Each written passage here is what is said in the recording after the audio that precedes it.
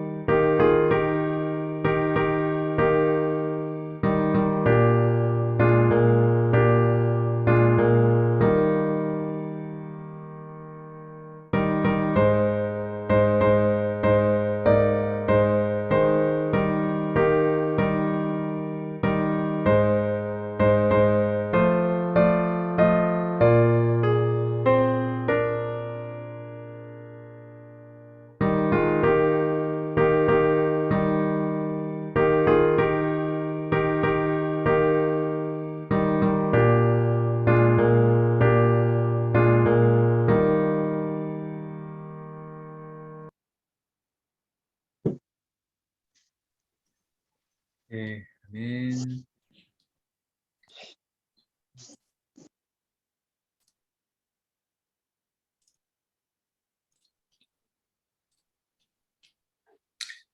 네. 먼저 교회 소식 살펴보도록 하겠습니다. 일단 요즘 이제 교회 오실 때 따로 교육직 체크 안 하시고 발열 체크만 하고 들어오셔도 됩니다. 알고 계시죠? 네. 예. 그리고 이제 세례 입교식이 4월 17일 주일에 있습니다. 이번 주일까지 신청이니까 혹시 주변에 만 13세 이상이고 교회 등록 1년 이상 된 뭐 구역원이 있고 세례를 원하면 신청을 해주시기를 바랍니다. 그리고 이제 또 오랜만에 구역 모임 갔는데 또 구역 모임 가지신 후에 모임에 참여했던 구역원들 이름 또 기도 제목 또 근황을 각 교구 서기분께 꼭 알려주시기를 바랍니다. 네. 올해 들어서 구역 모임 새로 시작됐습니다. 예, 새로운 은혜와 네. 나눔을 기대하면서 힘차게 나아가는 우리 믿음교구, 소망교구 되기를 바랍니다. 아멘. 혹시 지금 방금 화면이 보였나요? 네. 예, 아, 네네. 보여요. 아, 네네. 알겠습니다. 네. 혹시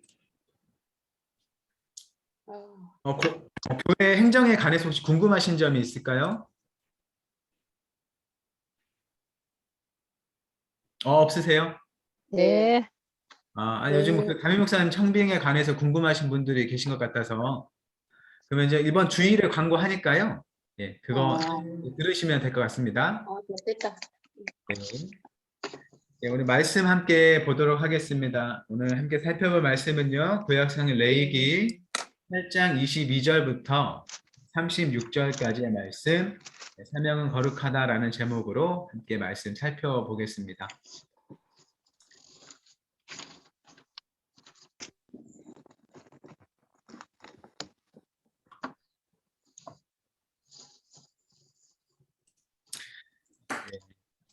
저 여러분이 한 절씩 교독하도록 하겠습니다. 저부터 읽겠습니다. 또 다른 순양 곧 순양을 위임식의 드릴 때 순양을 아론과 그의 그의 아들들이 그 아들들이 순양의 그 머리에 순양의 머리에 안수하매 안수하매 모세가 모세가 잡고 피를 피를 가져다가 가져다가 아론의 오른쪽 깃뿌리와 그의 오른쪽 엄지 손가락과 오른쪽 엄지 발가락에 바르고 아론의 아들들을 데려다가 모세가 그 오른쪽 깃뿌리와 그들의 손의 오른쪽 엄지 손가락과 그들의 발의 오른쪽 엄지 발가락에 그 피를 바르고 또 모세가 그 피를 제단 사방에 뿌리고 그가 또 그 기름과 기름진 꼬리와 내장에 덮인 모든 기름과 간 거풀과 그 콩팥과 그 기름과 오른쪽 뒷다리를 떼어내고 여호와 앞 무교병 광주리에서 무교병 한 개와 기름 섞은 떡 한 개와 전병 한 개를 가져다가 그 기름 위에와 오른쪽 뒷다리 위에 놓아 그 전부를 아론의 손과 그의 아들들의 손에 두어 여호와 앞에 흔들어 요제를 삼게 하고 모세가 그것을 그들의 손에서 가져다가 제단 위에 있는 번제물 위에 불사르니 이는 향기로운 냄새를 위하여 드리는 위임식 제사로 여호와께 드리는 화제라. 이에 모세가 그가 그 가슴을 가져다가 여호와 앞에 흔들어 요제를 삼았으니 이는 위임식에서 잡은 순양 중 모세의 몫이라 여호와께서 모세에게 명령하심과 같았더라.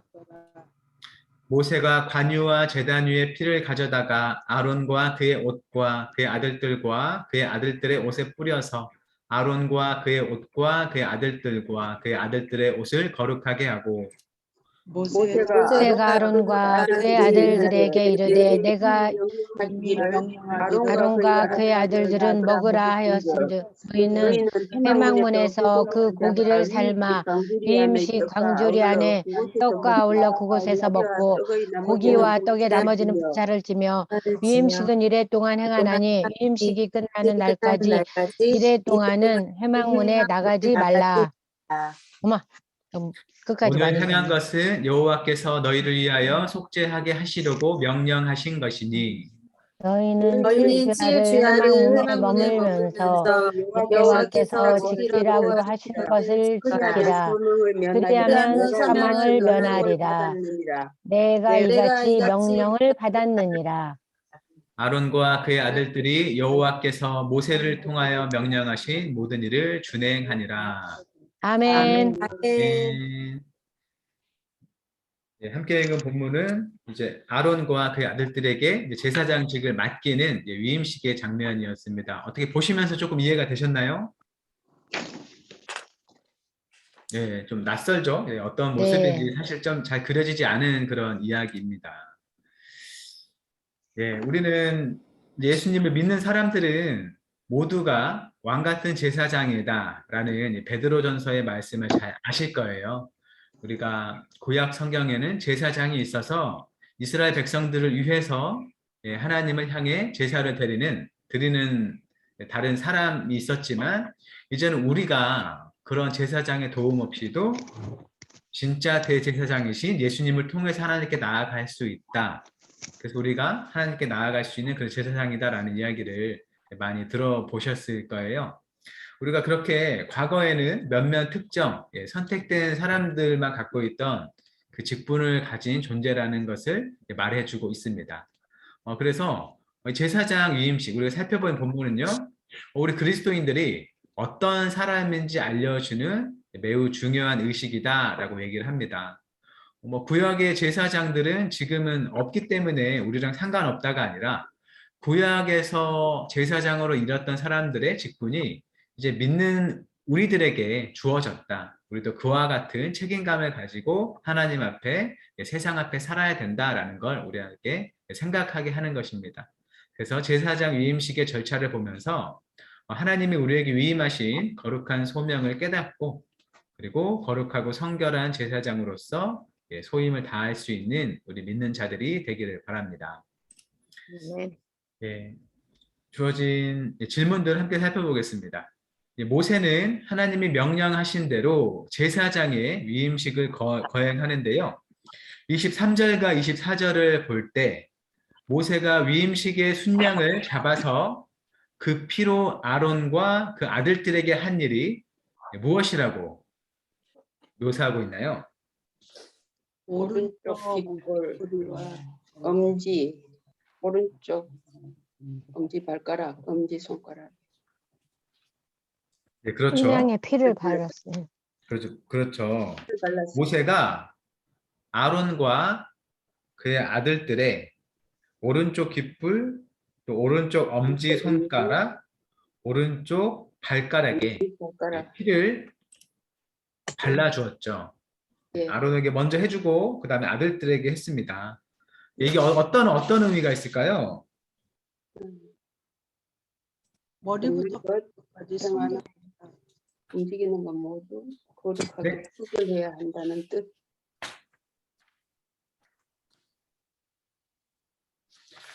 이제 우리가 이제 피의 제사를 생각하면 어떤 죄가 씻기는 그런 모습을 떠올리잖아요. 예. 그런 것처럼 이제 피를 발랐다는 게 어떤 정결하게 한다, 깨끗하게 한다라는 의미를 가진 것으로 보입니다. 사실 성경 본문 자체가 이게 무슨 의미를 가진다라고 얘기를 해주지 않아요. 우리가 보고 이게 무슨 의미겠구나라는 걸 이제 생각하게 되는데요. 아마도 그 나병 환자가 다시 회복됐을 때, 다시 회복시킬 때, 제사를 드릴 때 그 나병 환자에게도 이렇게 피를 바르는 그런 의식이 있어요. 그런 걸 보면 깨끗하게 하는 의식인가 보다라는 것을 생각할 수 있습니다.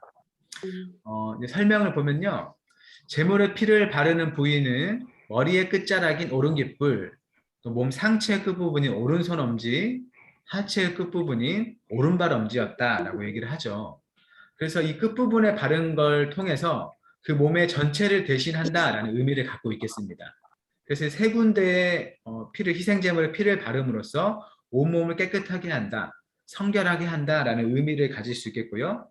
그리고 특히나 귀에 바르고 듣는 귀, 그리고 무언가를 행하는 손, 그리고 움직이는 발에 이 피를 발랐다는 건 그 모든 것이 하나님께 드려지는 어떤 헌신의 의미를 가진다고 우리가 생각할 수 있겠습니다. 그래서 이걸 보면 우리가 뭘 생각할 수 있을까요? 제사장은 자기의 모든 몸과 모든 삶이 하나님 앞에 드려져야 하는, 헌신되어져야 하는 자들이다라는 걸 우리가 생각할 수 있고요. 이는 우리 믿는 자들이 그리스도 안에서 왕 같은 제사장이 된 만큼 우리도 동일하게 우리의 모든 몸이 하나님께 드려져야 하고 우리가 하나님의 말씀 우리 귀로 잘 듣고 우리 손과 발을 행하고 나아가는 것이 하나님 앞에 이루어져야 한다라는 그런 사명을 생각하게 합니다. 다음 질문 살펴보겠습니다. 위임식의 순양을 드린 후에 모세가 아론과 아들들에게 한 일은 무엇이라고 30절이 얘기하고 있나요? 관유와 피를 가져다가 그대로 옷에 뿌려서 거룩하게 했다. 네, 그렇죠. 관유와 제단 위에 피를 가져다가 아론과 그의 옷에 뿌리고 또 그의 아들들과 그의 아들들의 옷을 뿌려서 거룩하게 했다라고 얘기를 하고 있습니다. 관유는요, 예전 성막과 또 성막 안에 있는 물건들을 거룩하게 하는 데 쓰이는 그런 도구입니다. 기름을 붓는다는 게 따로 구별하는 그런 의미가 있어요. 그리고 희생 제물의 피는 죄를 씻어낸다는 의미가 있는데, 제사장은 제물의 피로 이미 죄에서 깨끗하게 된 자들이다라고 설명을 했죠. 방금 뭐 오른쪽 깃불, 뭐 오른쪽 손끝 뭐 다 발랐잖아요. 이미 깨끗하게 됐지만 여기서 한 번 더 또 피를 바른다는 게 약간 그것과는 또 약간의 다른 의미를 가지는 것 같아요. 일단은 관유로서 관유를 발라서 하나님께 구별되어 성전에서 제사를 이제 실행하는데 섬기는 자로 구별될 뿐만 아니라 하나님께 완전히 헌신된 자로서의 그런 핏뿌림이 이 피를 뿌린 것의 의미가 담겨 있다라고 생각을 할 수 있겠습니다. 이 이스라엘이 출애굽기 24장을 보면 하나님의 이제 백성이 되는 언약을 체결하는 모습이 있어요. 그때 소를 열어 잡아가지고 그 피를 그 사람들에게 모이는 사람들에게 뿌리는 모습이 보이거든요. 이 모습이 이때 지금 뭐 제사장에게 또 제사장 옷에 피 뿌리는 모습과 조금 비슷한 모습이 있습니다. 그때 하나님과 언약을 체결할 때 그 의미가 이제 하나님의 거룩한 백성이 된다. 하나님께 헌신되는 그런 하나님의 백성이 된다라는 의미를 가졌는데 이때 피를 뿌린 게 또 그런 비슷한 의미가 있겠구나. 다시 한 번 더 하나님께 쓰임 받는 온전한 헌신자가 되게 하는 의미로 피를 뿌렸구나라고 생각할 수 있겠습니다. 그래서 이건 영적 제사장이 된 우리 그리스도인에게도 마찬가지인 거죠. 우리가 예수 그리스도의 피에 뿌림을 입어서 은혜를 입어서 깨끗하게 될 뿐만 아니라 성령의 충만함으로 마치 이제 구약 시대에 기름을 부어서 구별하게 한 것처럼 우리는 성령의 충만함을 입은 자들이기 때문에 그것을 통해서 하나님께 붙들린 자로서 하나님께 헌신된 자로서 사명을 감당하는 삶을 살아야 한다라고 얘기할 수 있겠습니다.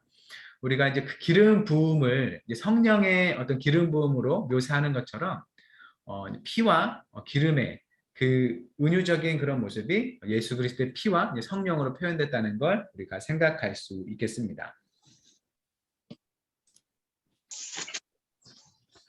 혹시 뭐 방금까지 뭐 설명했던 부분 중에 혹시 궁금하신 점이 있을까요? 궁금한 건 아니고요, 목사님. 네네. 우리 그 20분 성경 읽기 내 얘기 쭉 볼 때, 네네. 그때 제사장들은 너무나 힘들었겠다. 맨날 피를 만지고 피를 발라야 하고 피 뿌려야 되고. 그쵸. 많이 힘들었을 것 같아요.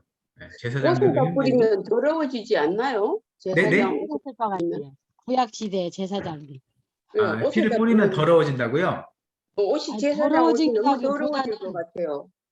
그쵸. 예, 그쵸. 피가 많이 묻고, 어떤 이제 피냄새가 진동하는 그런 피 냄새 장소와, 막 이런 거. 그런 거에 늘 이렇게 익숙해져 살아가야 하는 그런 시대였던 것 같아요.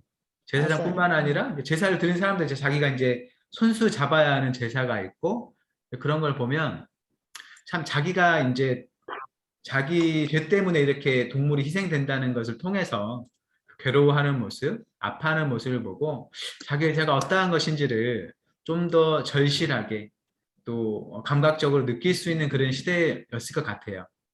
근데 아이러니컬한 건 그럼에도 불구하고 그 이스라엘 구약의 백성들이 하나님을 떠나서 우상을 숭배했다라는 것도 우리가 또 기억해야 할 점인 것 같아요. 사실 그 시대에는 뭐 이스라엘 백성뿐만 아니라 어느 나라이건 동물을 또는 사람을 죽여서 제사하는 게 익숙했던 때이잖아요. 그만큼 지금 뭐 현대에 사실 뭐 우리가 먹는 고기는 맛있게 깔끔하게 이렇게 정제되어 나온 고기를 먹지만 그 과정을 보는 사람은 많지 않잖아요. 그렇죠.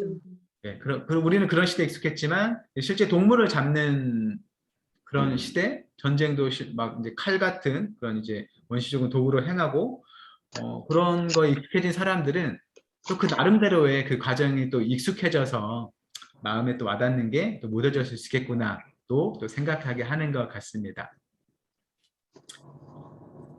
예, 우리 나눔 질문 함께 보겠습니다. 신체 제물에 피를 바르는 행위와 관유와 피를 몸과 옷에 뿌리는 행위는 제사장의 온몸이 하나님을 위해 성별되었음을 의미합니다.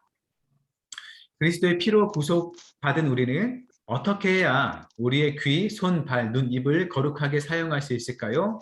거룩하지 않게 사용하는 경우는 무엇인지도 나눠봅시다. 라고 하는데요.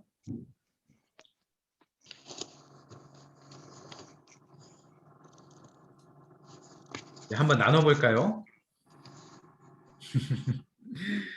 네, 그 본문에서 얘기했던 뭐 귀와 손과 발에 피를 뿌리는 건 예. 뭐 하나님을 향해 깨끗하게 되고 성별된 의미가 있고 또 관유로서 하나님의 것으로 구별된 의미가 있어요. 우리가 뭐 그런 걸 통해서 막 손은 뭐 구별됐지만 귀는 구별되지 않았다. 뭐 이런 의미는 아닐 거예요. 우리가 이런 온 몸을 가지고 살아가는 모습이 거룩해야 된다라는 의미 안에서 우리 삶의 모습을 돌아볼 때 어떻게 해야 거룩하게 사용하는 것인가 라고 생각할 수 있겠는데 예를 들면 뭐 우리가 귀를 거룩하지 않게 사용하는 건 어떤 게 있을까요? 듣지 말아야 할 것들을 즐겨 네, 듣는 것 예. 그런 거겠죠?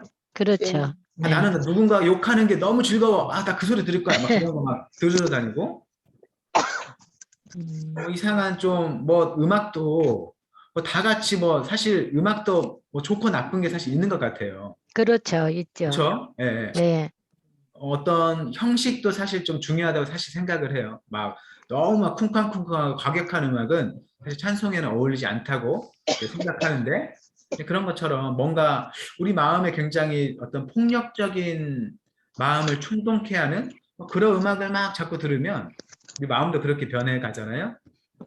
그런 것들은 좀 삼가는 게 좋지 않을까 생각되고 또 우리 입으로 하는 게 뭐가 있을까? 입으로 하는 거.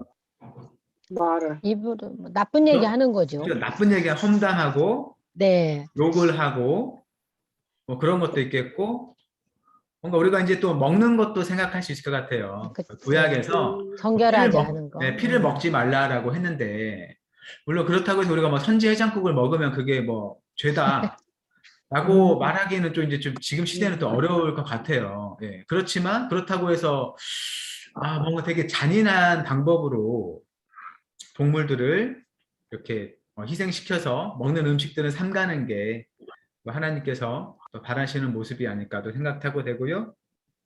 발의 경우에는 발을 폭력적으로 누군가를 때리는 것 이런 걸 뭐 하면 안 된다라고 생각할 수 있겠지만 우리가 어디를 가서 어디에 거하는지 굉장히 막 못된 짓을 하는 곳에 가는 거 도둑질하러 남의 집에 들어간다든지 뭐 그런 건 안 되는 거죠. 어쨌든 어떤 단순히 뭐 물리적인 어떤 모습을 떠나서 우리 삶의 모습이 거룩해야 된다라는 걸 얘기할 수 있겠습니다. 자신의 얘기를 나누는 건 굉장히 부담스럽고 어렵기 때문에 다른 질문으로 아시네요. 하겠습니다. 얼른 잘 다음 아셔요. 질문 넘어갈게요.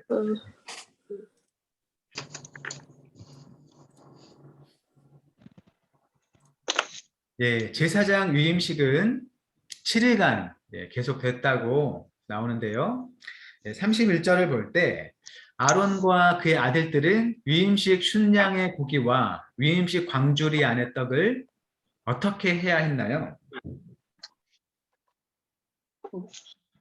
먹고 남은 거는 불태워. 예, 그렇죠. 31절만을 보면 먹고 그곳에서 먹고 한남문에서 얼마 회막문에서 삶아서 네네. 그걸 먹고 남은 거는 불살랐다. 네, 그렇죠. 네. 네, 해막문에서 일단은 31절만을 고기를 보면 삶아서 고기를 삶아서 위임식 광주리 안에 떡과 어울러서 그곳에서 먹었다. 해막문 안에서 이제 먹을 수 있어서요. 그 성막 앞에서 먹을 수 있었습니다.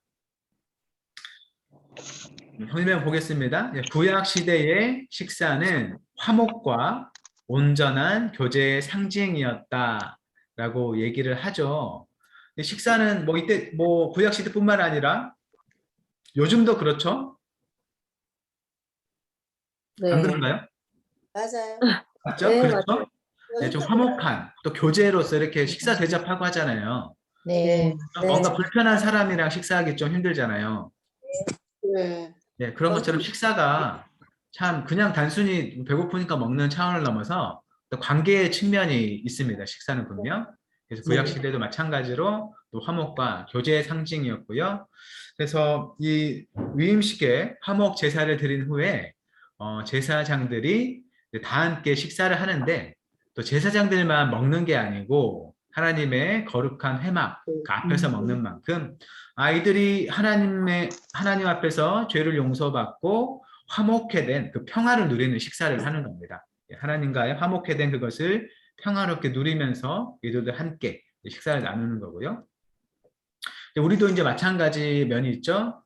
우리도 영적 제사장이 된 그리스도인들인데 우리가 뭐 식사를 나눈다는 것 어떤 뭐 의미가 있을까? 성찬식의 빗대 보면 주님께서 우리에게 주신 그 제물 대신 그리스도의 살과 피를 함께 나누는데 그게 성찬식의 의미다. 우리가 하나님과 함께 되었고 또 서로가 화목하게 된 그런 의미를 가진다라고 생각할 수 있습니다. 물론 우리가 성찬식을 할 때 진짜 막 어떤 빵을 포도주를 막 마시고 그런 건 아니잖아요. 아주 조그마한 아주 형식적으로 하는 거지만 사실 이제 그 안에 그런 의미가 있다는 거죠. 하나님 앞에서 예전 구약 시대 때 화목 제사를 드릴 때 많은 사람들이 고기를 배불리 먹고 즐겁게 했던 것처럼 우리도 성찬식을 할 때 즐거운 마음으로 또 감사하는 마음으로 또 서로를 내 몸이다, 내 형제다, 자매다라는 생각으로 반기는 마음으로 이렇게 함께하는 게 우리가 기억해야 될 중요한 요소라고 생각할 수 있습니다. 사실 우리 교회도 그렇고 많은 교회에서 성찬식 굉장히 무거운 분위기로 하죠. 엄숙하고 굉장히 예수님의 그 십자가 희생을 생각하면서 하는데 물론 당연히 성찬식은 예수님의 살과 피를 우리가 취하는 거기 때문에 예수님의 희생을 생각하는 건 당연히 이제 기억해야 할 요소인 것 같아요. 하지만 이 성찬식의 의미는 그것뿐만 아니라 이제 우리가 하늘나라에 가서 하나님과 함께 나누는 그 천국 잔치의 의미가 있는 거죠. 정말 즐겁게 새롭고 영원한 생명을 얻은 사람들이 하나님 앞에서 즐겁게 나누는 그 음식을 나누는 생명을 나누는 의미가 있습니다. 그래서 그 시간은 사실 또 즐겁게 행할 수 있는 그런 시간이에요. 그래서 이제 그것도 좀 우리 교회 안에서도 좀 변화를 줘서 가져야 하는 게 아닌가 또 한편은 생각이 듭니다. 다음 질문 보겠습니다. 32절을 보면 남은 고기와 떡은 어떻게 해야 하나요? 불살. 그렇죠. 네, 아침까지 남은 고기와 떡은 불살라야 한다라고 얘기를 합니다. 그 이상은 더욱더 이제 먹어서는 안 되는 거죠. 교재하면 설명 보겠습니다. 친하다는 것이 곧 그 상대에게 아무렇게나 해도 된다는 뜻은 아니다 라고 하죠. 하나님과 화목하게 되었다는 것이 하나님께 아무렇게나 해도 좋다는 뜻은 결코 아닙니다. 그러므로 하나님과의 식사는 통상적인 식사와는 다른 뒤처리를 요구했습니다. 음식이 더럽혀지지 않도록 온전히 불살라야 하는 일이었다라고 하죠. 사실 우리 같으면 고기가 남으면 어떻게 해야 되나요? 냉장고에 넣어놓죠. 그렇죠. 반드시 냉장고에 넣어놔야겠죠. 예수님께서도 오병이어 기적을 베푼 후에 떡이 7강줄이가 남았어요. 그걸 버리지 않고 버리는 것이 없게 하라라고 하셨어요. 네. 그렇죠? 먹는 음식을 굉장히 중요하게 했습니다. 음식은 사람에게 곧 생명과 같기 때문이죠. 그런데 하나님은 위임식에 화목제사를 드리고 불살르라고 했어요. 아까워하지 않으시고 그건 거룩함의 의미를 강조하신 것이죠. 강조하신 것이고 또 이게 화목제사의 종류를 보면 화목제사는 종류가 3가지가 있어요. 감사제가 있고 또 할 때 이루어질 때 드리는 서원제가 있고 또 이제 그냥 하나님 감사하는 마음이 있어서 자원제가 있습니다. 세 가지 종류가 있는데 유임식의 화목제사를 보니까 하루만 먹고 남은 건 태워야 됐어요. 그러니까 하루 만에 다 먹어야 된다는 거예요. 그러니까 이 유임식의 화목제사는 하나님 감사제 그 의식과 똑같거든요. 그래서 유임식의 화목제사는 감사제의 성격을 가졌구나라는 걸 알 수 있는데, 그렇다면 이것은 이 아론과 그의 자손들, 아들들을 제사장으로 삼아 주신 데 대한 하나님 향한 감사의 마음이 담겨 있구나라는 걸 우리가 알 수 있습니다. 이게 중요한 게 뭐냐면 아론은 예전에 실수를 했나요, 안 했나요, 하나님 앞에? 했죠. 실수를 했죠. 네. 네, 금송아지도 모세가 만들었어요. 네, 그 음송아지 만든 아주 큰 죄를 저질렀어요. 네. 사실 한 명의 지도자였던 아론이 그런 죄를 저질렀으면 사실 그때 다른 백성들보다 더 엄한 벌을 받았어야 되는데 다른 백성들은 죽고 아론은 살았습니다. 아론으로서는 사실 생명 하나를 더 얻은 것과 같은 거예요. 근데 거기에 더불어서 하나님께서 굉장히 영광스러운 자리인 제사장직을 맡겼다는 건 아론과 그의 자손들로서는 정말로 하나님께 감사를 드릴 수밖에 없는 그런 제사였던 거겠죠. 그런 마음을 담아서 열심히 다 먹어야 됐고 또 거룩하게 구별된 음식인 만큼 다 먹지 못하면 불살라야 했습니다. 예, 우리가 어떤 걸 생각할 수 있을까요? 우리가 사실 예배를 드릴 모습은 구약에서 요구하는 그런 예법, 형식 얽매이지 않고 자유롭게 합니다. 요즘 또 온라인으로 예배에 참여하다 보니까 그 자유로움은 좀 더 커진 것 같아요.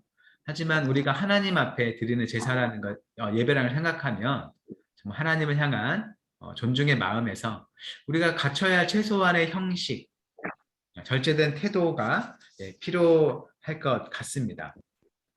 그렇죠? 한번 조금 나눠볼까요? 이걸로 어떤 게 있을지. 나눈 질문은 아니지만 얘기를 해보죠.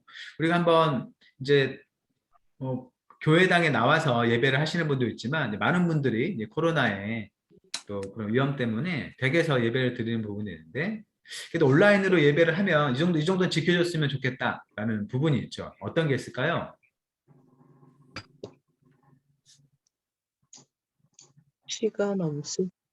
시간 엄수, 그렇죠. 시간을 지키는 건 중요할 것 같아요. 복장 단정. 네? 복장 단정.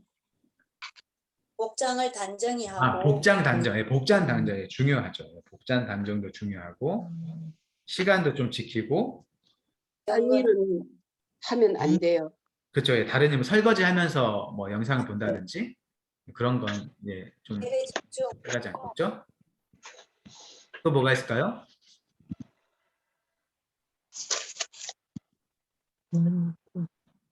대충 그 정도 있는 거죠. 시간을 잘 지키고 또 복장, 또 외모도 단정하게 하고 또 다른 일을 하지 않고 집중하는 것.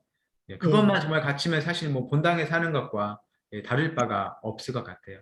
사실 온라인으로 전환돼서 사람들이 좀 본당에 와 있는 것과 다르게 좀 마음이 흐트러진다라고 얘기하시는 분이 있는가 하면 어떤 분들은 주변에 사람이 없으니까 오히려 사람들이 신경 쓰지 않고 좀 더 예배에 집중할 수 있다라고 또 얘기하는 분도 있는 것 같아요. 어쨌든 참 환경이 힘들지만 어쨌든 우리가 주어진 환경 속에서 우리 마음가짐을 잘 다스림으로써 예배에 집중할 수도 있습니다. 여튼 사정 때문에 본당에 못 오시는 분들 온라인 예배로 잘 하실 수 있기를 바라고요. 다시 본문으로 들어가겠습니다.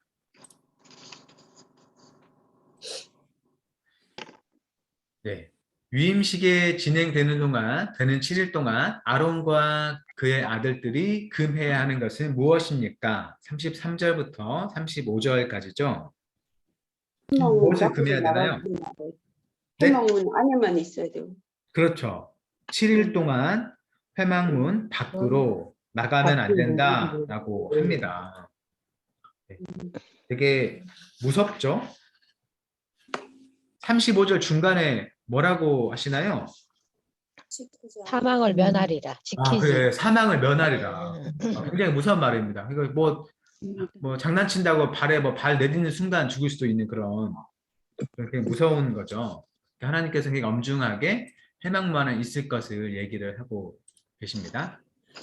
네, 제사장으로 위임받는 이들은 모든 예식이 끝나기까지 온전히 구별된 상태에 있어야 했습니다. 그래서 밖으로 나가면 안 된다는 거죠. 근데 그 기간이 7일 동안이에요. 추측을 해보면 아마 7이라는 숫자가 가지는 상징성 때문이다라고 생각할 수 있는데 7이 무슨 의미를 가지나요? 완전 완전한. 그렇죠. 완전하죠. 완전한 수 7자. 777, 뭐 37 뭐 좋아하잖아요. 7은 하나님이 세상을 창조하신 날의 총 숫자죠. 그래서 일곱 번째 날이 이제 안식일로 하나님께서 지정하셨습니다. 그래서 7이라는 숫자는 말씀하신 것처럼 온전함, 완전함을 상징하는데요. 7일간의 성막 생활을 통해서 제사장이 세상과는 온전히 구별된 사명자임을 보여주는 것으로 우리가 생각할 수 있습니다. 물론 하나님께서는 뭐 단번이 뭐 구별된 제사장의 존재를 만들 수 있겠지만 그래도 그 시간 동안에 또 점점 거룩해지는 또 그런 모습을 생각하게 하신 것 같아요. 제사장들이 그 7일간의 구별되는 시간을 통해서 뭐 여러 묵상과 사색을 했을 것이고 정말로 자기들이 어떤 오감을 통해서 세상과 구별된 존재로 우리는 정말 저 세상과 구별돼서 저곳에 다루지 않고 하나님 앞에 살아가야 하는구나 라는 걸 생각하는 시간이 되어야겠다라는 걸 우리가 보여줍니다. 우리 나눔 질문 함께 보겠습니다. 아론과 그의 아들들은 하나님 앞에서 화목의 식사를 했습니다. 그렇지만 남은 음식은 경솔히 다루는 일이 생기지 않도록 불살랐습니다. 하나님이 거룩하시기에 하나님과 누리는 화목에도 요구되는 거룩함이 있습니다. 라고 하죠. 자, 이 화목의 은혜를 방종으로 망치지 않기 위해서 지켜야 하는 거룩함에는 무엇이 있을까요? 네, 하나님께서 우리 죄를 용서하시고 너희는 율법에 매이지 않고 그런 규칙을 지키기보다 믿음으로 내 앞에 살면 돼. 어떤 것에 얽매이지 않아도 돼. 라고 하는 은혜를 주셨기 때문에 우리가 혹 망치게 될 그런 거룩함은 어떤 게 있을까요? 어떤 게 있을까요? 주의를 지키지 않는 거? 뭐 주의를 지키지 않는 거? 네, 그것도 뭐 생각할 수 있겠고요.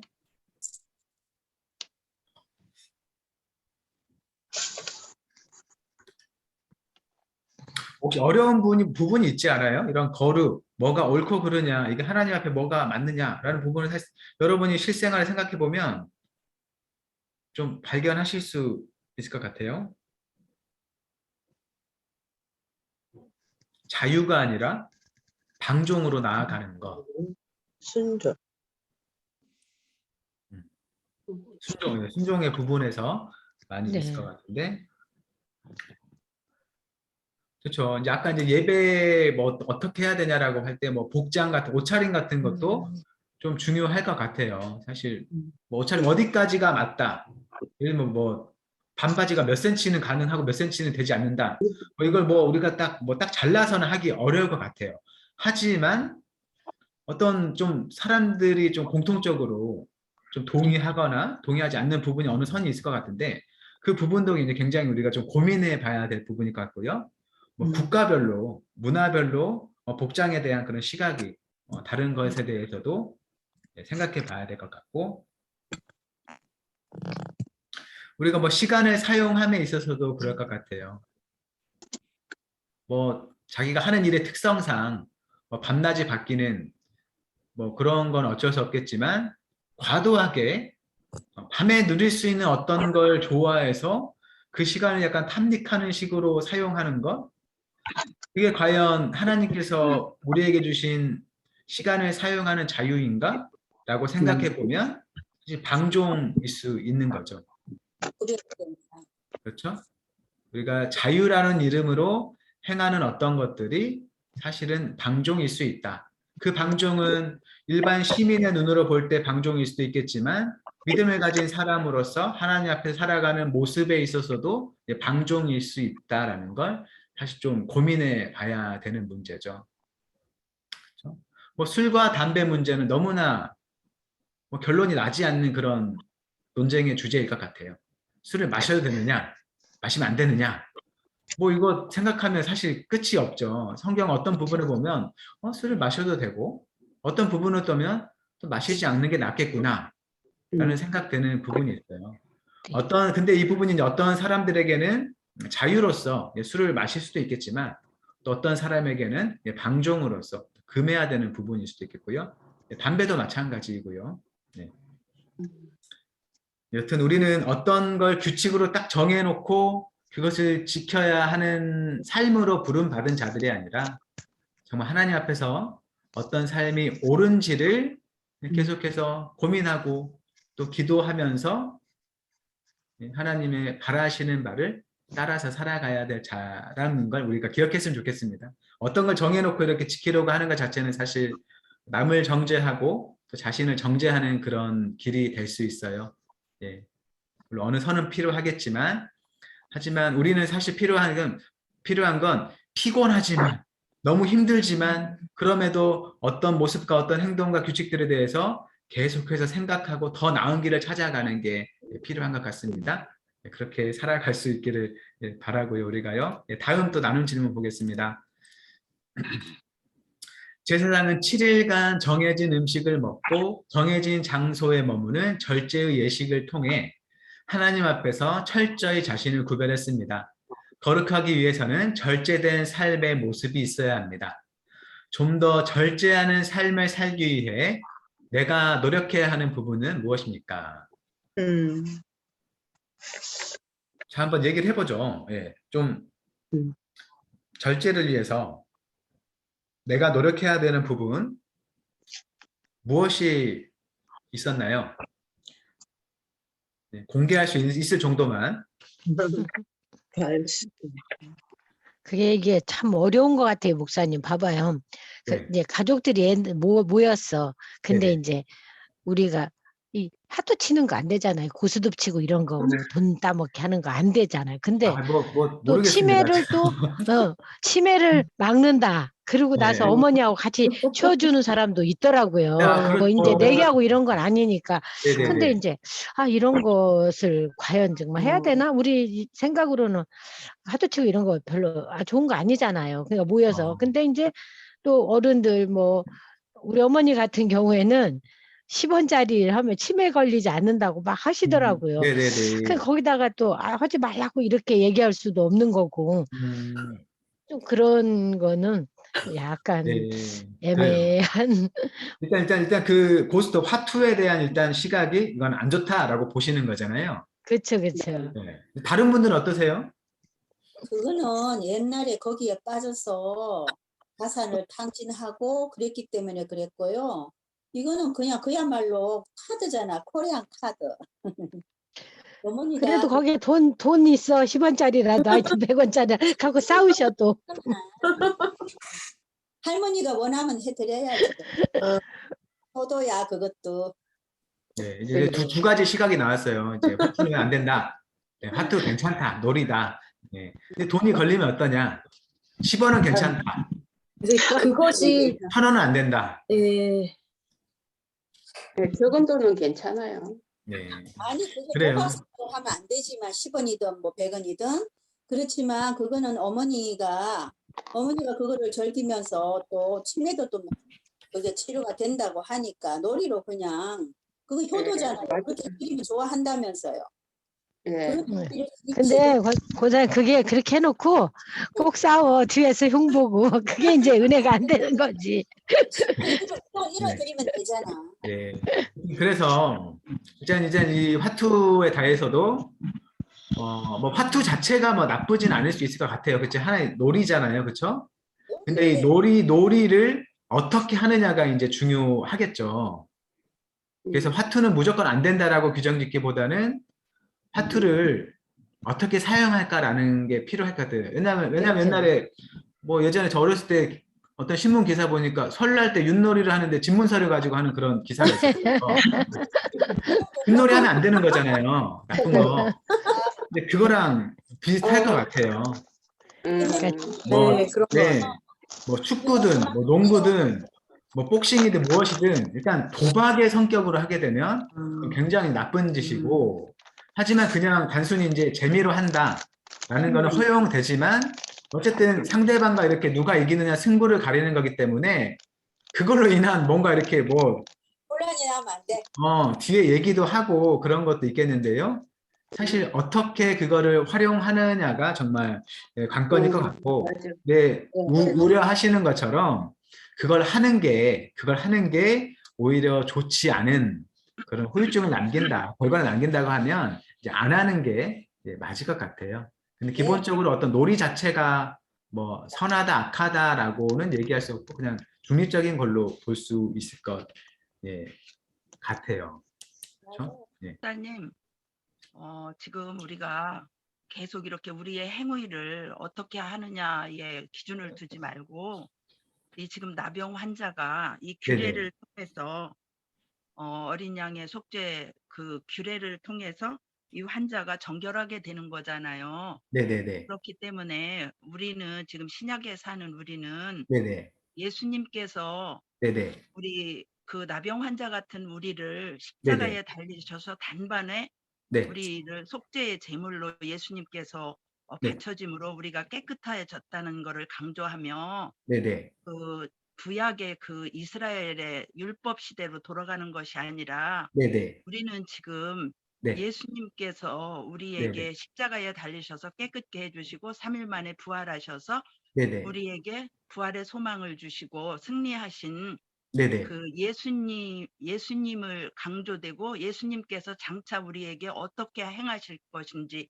네네. 세상을 어떻게 우리에게 새하늘과 새 땅을 주실 것인지 네네. 우리가 그 예수님을 신랑으로 신부로 우리가 신부로 기다려야 되는 삶의 자세가 중요하다고 생각해요. 네네네. 지금 자꾸만 율법으로 돌아가면 이건 초등 네. 학문이라고 그랬잖아요.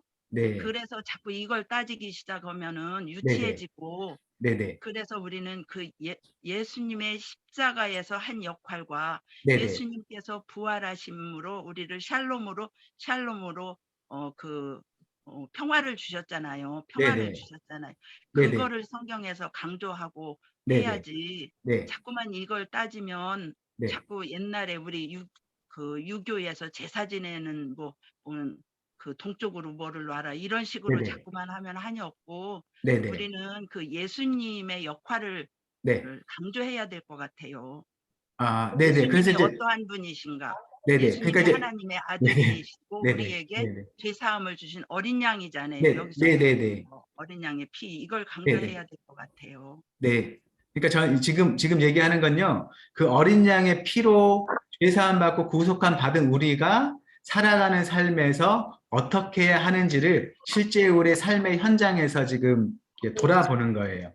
근데 이거를 따지자면 네네. 끝도 한도 없으니까 아, 있잖아요. 우리의 행위로 되는 게 네네. 아니잖아요. 네. 절대로 우리는 네. 100% 죄악이잖아요. 완전한 네네네. 죄악 덩어리잖아요. 그러니까 네네. 그걸 따져봤자 아무 소용이 없잖아요. 존재 어, 자체가 인간의 실존 자체가 죄악 덩어리인데 아니요. 권사님, 근데 우리가 죄를 용서함 받았기 때문에 새로운 삶을 살아가야 하죠. 맞나요? 근데 새로운 삶이라는 거는 네. 예수님께서 십자가에 달리시고 부활하셔서 성령으로 너희가 네네. 죄사함을 받고 네네. 성령으로 거듭나야만 네.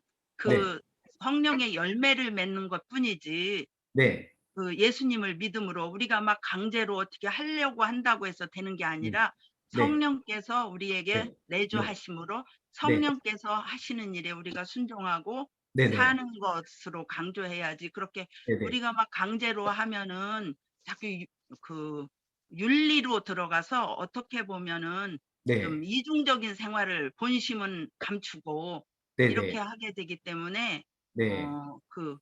그러니까 속이 다르고 겉이 다른 사람이 자꾸 돼가는 것 같아요. 우리 예수 믿다 보면 네. 일부러 막 해야 되니까 겸손한 척 해야 되고 겸손하라고 그러면은 우리가 겸손한 존재가 아닌데 그래서 우리는 그 성령의 충만함을 받을 수 있는 그거를 이렇게 간구하고 기도하고 구해야 될 것 같아요. 그래야만 나오는 것이 진짜지. 막 네네. 그래서 그걸 하기 위해서 우리가 기도하고 성경을 읽고 하나님을 알아가야만 그게 나오잖아요. 그래서 예수님께로부터 받는 것이 진짜지. 네. 우리가 사람이 생각해서 뭐 화투를 하고 안 하고 이런 거는 굉장히 그거는 한계가 없는 것 같아요. 어떻게 그거에 네. 매이시다 보면은 네네. 골치 아플 것 같아요. 그니까요. 예, 그래서 뭐 이걸 우리가 이게 옳다, 그르다 이거를 결론 짓는 게 아니고 성령 안에서 고민하고 기도하면서 우리가 살아가는 삶을 살아가자는 거예요. 근데 그러니까, 목사님께서 강조해 주는 거는 네네. 그 어린 양, 이 어린 양의 역할이 무엇인가.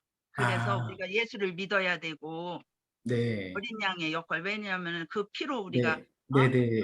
씻음을 받아야 되기 때문에 네네. 그걸 많이 그 네. 강조를 해주시면 우리가 아, 그렇구나. 정말 예수는 이래서 믿어야 되는구나. 깨끗하게 되기 위해서, 정결하게 되기 위해서. 네. 그거를 더 네네. 깨달을 것 같아서 말씀드리는 거예요. 네, 알겠습니다. 일단은요, 일단 이제 지금 그 복권사님이 얘기하신 부분은 사실 제가 볼 때 일단 다들 다 아시고 믿으시는 부분 같고요. 지금 요구하시는 게 어린 양의 피에 대한 어떤 강조를 해서 마음에 어떤 감동을 주고 깨달으면 올바른 길로 나갈 것이다 라고 얘기를 하시는 거죠. 그게 아니에요, 목사님. 그 감동을 줘서 그게 아니에요. 네, 그 예수님의 역할, 네, 예수님의 역할을 우리가 알아서 우리가 그 네, 예수님으로부터 받는 성령의 네, 충만함을 네, 받아야지 되는 일이지. 네, 네, 네. 예, 예. 근데 권사님 제가 말씀드리고 싶은 건 성령의 충만함을 받았다고 해서 우리가 뭐가 옳은지 그른지를 무조건 잘 알고 하나님이 기뻐하시는 곳으로 간다라는 게 연결되지 않기 때문에 그래요, 권사님. 그런데 그렇게 말씀하시면 우리가 네, 예수 믿었다는 네네. 그 증거가 하나도 없죠, 예, 목사님. 그러니까 증거가 없으니까 지금 얘기를 해보자는 거예요, 우리가. 그런데 예수님을 우리가 믿으면 안 변할 수가 없잖아요. 예수님을 알면 알수록. 그러니까 우리가 그 예수님을 아는 것이 네, 중요하지. 네네. 자꾸만 뭐 우리가 그 이스라엘에서 고기를 잡는 법을 가르쳐 준다고 하잖아요.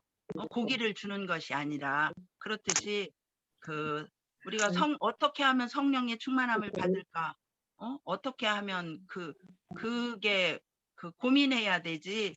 자꾸만 뭐 화투를 치고 안 치고 이런 거에 매달리면은 자꾸만 권사님 정죄하게 되고. 지금 네네. 뭔가 오해가 권사님, 있으신 것 지금 같아요, 하트 치고 권사님. 말고 그 예, 예, 얘기를 하는 게 그거 아닌데, 아니고, 네, 예. 우리가 생활 속에서 하나님의 시간을 잘 쓰고 있잖아요. 근데 우리가 죄인이기 때문에 하나님이 원하지 않은 일을 수시로 해요, 권사님. 지금 권사님 말씀하시는 거는 우리 공부하는 거하고 지금 많이 이렇게 뭐가 좀 그게 권사님 말씀이 전혀 틀린 건 아닌데 공부하면서 우리가 삶으로 생활하면서 24시간을 온전히 우리가 성결하게 살 수 있나요? 그렇지 않고 하나님 시간을 헛되이 보내는 시간들이 많잖아. 그런 거를 나눠보자는 거지. 지금 권사님 얘기하시는 게 반박 하려는 게 전혀 아니고 삶 속에서 일어나는 일들을 우리가 하나님의 것을 온전하게 모시는 것을 지금 나누고 있는 거지. 권사님 얘기하는 것이 그게 아닌데 약간 방향이 조금 이렇게 목사님 근데 말씀하시는 거하고 조금 잘못 가고 근데 있는 것 같아요. 목사님, 네.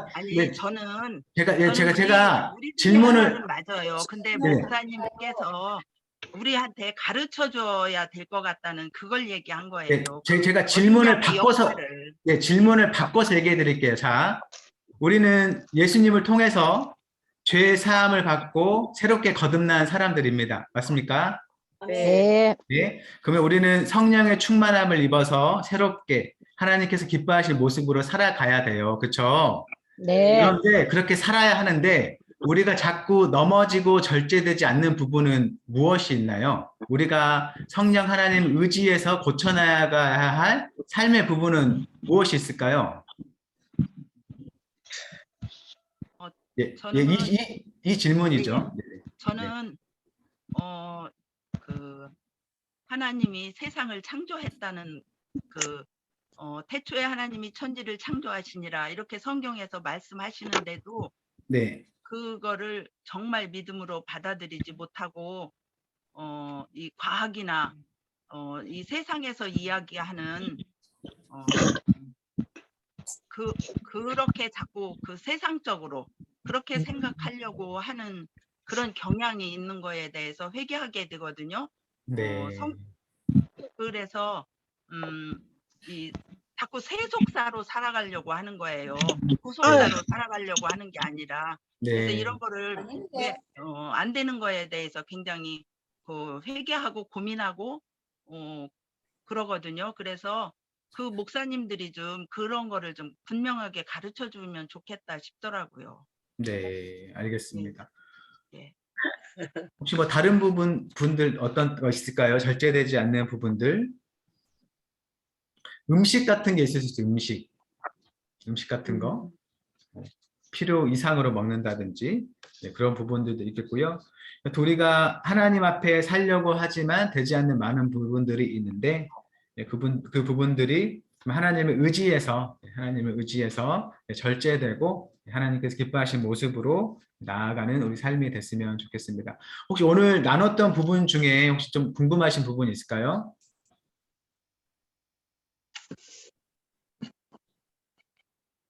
네, 모두 완전하게 이해하셔서 고용 모임 할 때 잘 인도하실 거라 생각하고요.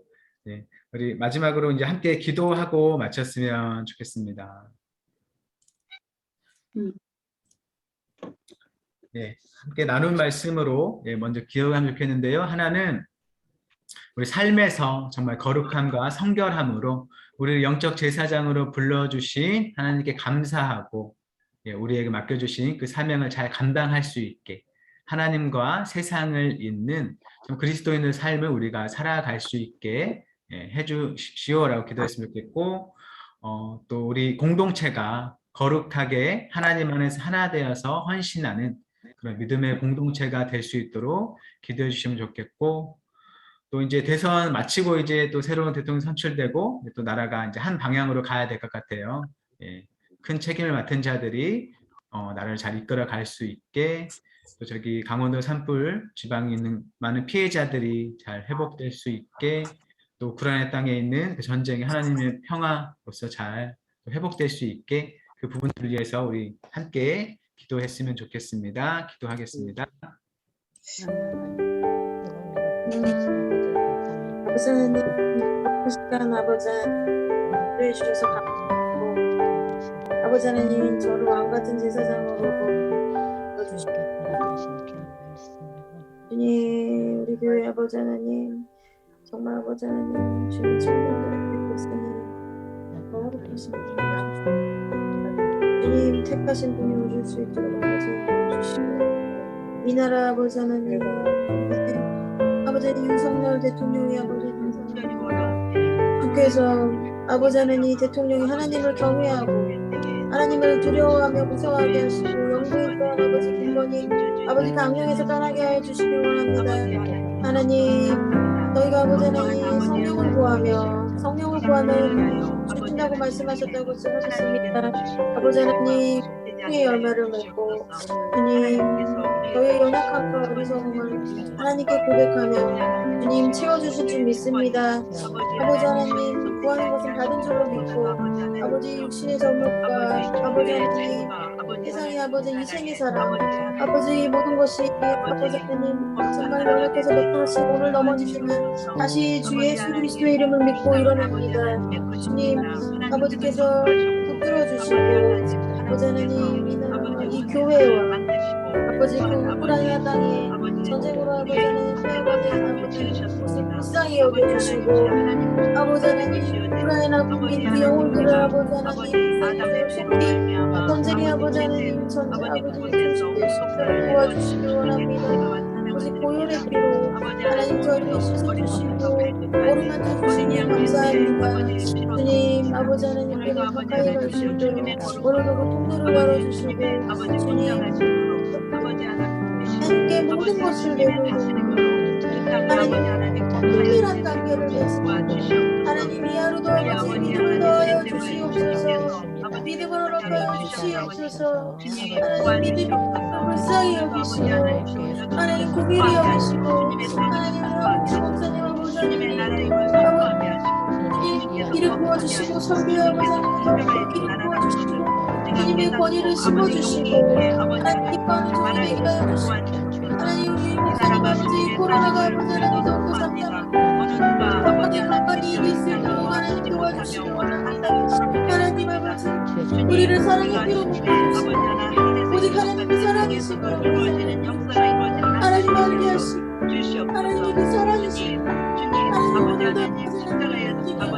하나님 발견하고 내가 아버지 성령의 충만함을 받으라고 하셨습니다. 오직 주의 성령이 왜냐하면 다스리고 예루살렘과 순종하며 사마리아와 땅끝까지 이르러 내 증인이 된다고 하셨습니다. 아버지 아버지여 오늘도 성령 충만함을 주시옵소서.